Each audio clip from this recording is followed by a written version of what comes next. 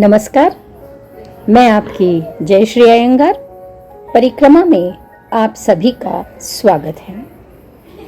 वेद या विज्ञान, श्रद्धा या अंधश्रद्धा, इस विषय पर काफी चर्चाएं होती आती हैं। आए दिन अखबारों के पन्ने या फिर टीवी खोलो तो हम देखते हैं श्रद्धा से ज्यादा अंधश्रद्धा को बढ़ावा मिलता हुआ नजर आ रहा है। क्यों? क्योंकि मनुष्य व्याकुल हो गया है, कातर हो गया है, आतुर हो गया है और उसके दिमाग में एक ही बात चल रही है कि ये कोरोना कैसे हटाया जा सकता है। पूरा देश, पूरा जगत इस विज्ञान के पीछे लगा हुआ है कि किस तरह से इसे भगाया जा सकता है। वैज्ञानिक दिन रात इसके लिए जुटे हुए हैं। सरकार भी इसके पीछे पागलों की तरह पड़ी हुई है। वो भी कुछ समझ नहीं रहा है, उन्हें भी कुछ समझ नहीं आ रहा है। छोड़िए, ये बात तो हो रही है कि एक सरकार दूसरी सरकार पर बौछारे या फिर छींटे उड़ाती है, वो बात छोड़िए, लेकिन सबका उद्देश्य यही है कि लोगों की जान कैसे बचाया जाए। तो भगवान के सामने नतमस्तक होना गलत बात नहीं है, भगवान के सामने दुआएं करना गलत बात नहीं है, लेकिन उसी को अंधश्रद्धा के रूप में अगर माना जाता है तो फिर वो बड़ी गलत बात हो सकती है। लोगों को गुमराह करने का अगर काम कोई कर रहा है तो ये सो कॉल्ड पंडित या फिर ज्योतिषी। अगर ज्योतिषी सब कुछ जानते तो फिर वे अपना भविष्य नहीं जानते। क्या कर रहे हैं? समाज को भटका रहे हैं। परसों ही 2 दिन की बात है, कर्नाटक में जाने माने प्रसिद्ध एक ज्योतिषविद हैं। उन्होंने लोगों से कहा कि अगर ये कोरोना भगाना है तो सैनिटाइज करना या फिर मास्क लगाना, इसको ज्यादा अहमियत देने के बदले में आप एक काम करिए, गांव में या फिर किसी जंगल में जाइए और फिर वहां पर एक कोरोना माँ की एक मूर्ति बनाइए। कोरोना माँ माने कीड़ों से बनी हुई, और जो सांप और पेट पर भी सांप बंधा हो, उसके सर पर पूरे के पूरे कीड़े होने चाहिए, कीड़े मकोड़े होने चाहिए।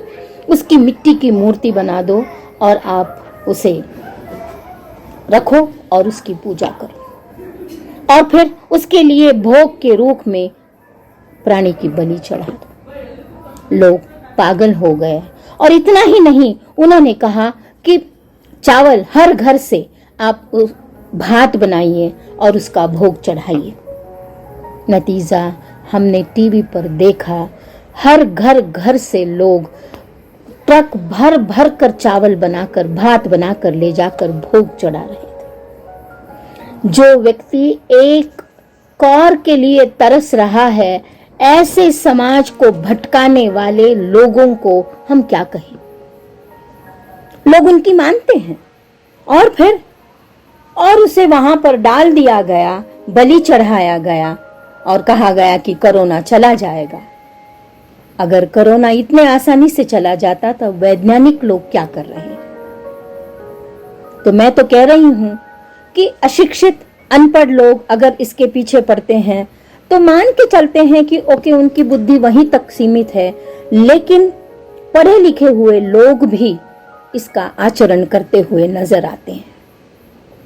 उसी तरह से सही या गलत का पर्दाफाश करने वाले हुड़िकल नटराज नाम के एक व्यक्ति है, जो इस तरह के अंधविश्वासों की दीवार को तोड़ते हैं।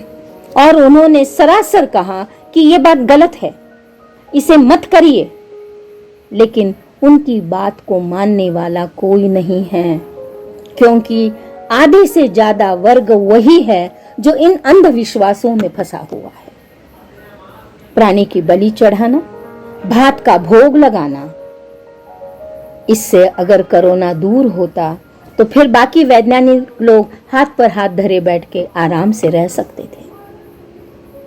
मंदिरों में भजन कीर्तन करिए। भजन कीर्तन तो बात यह है, मन को एक तृप्ति सी देती है, मन को समाधान कर सकती है, लेकिन इस बात के या इस बात में आप बहकावे में मत आइए कि कोरोना इस तरह से भाग जाएगा।